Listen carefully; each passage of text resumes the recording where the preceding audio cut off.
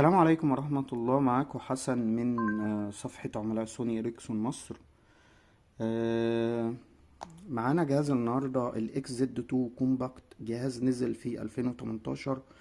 ما شاء الله لغاية دلوقتي بيأدي أداء قوي، واحنا في 2025.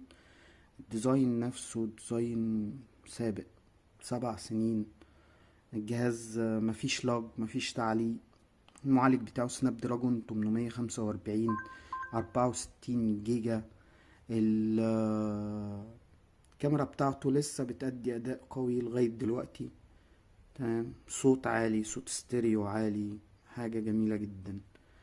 الشاشة بتاعته برضو بتديك ألوان حلوة قوي، تفاصيل جميلة جدا. سماعتين فوق وتحت، جهاز ضد المية بشكل كامل. آه، لغاية دلوقتي هو بيأدي أداء قوي جدا. آه، يعني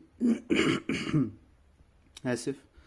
الجهاز واتس، تويتر، فيسبوك، الحاجات دي كلها شغالة تمام. جهاز قوي للألعاب، حجمه صغير، البطارية بتاعته جدا جدا جدا قوية. دي الميزة الرئيسية اللي فيه. بعد الصوت، بعد الشاشة، بعد التصوير بتاعه محترم جدا. الكاميرا بتاعته حلوة قوي،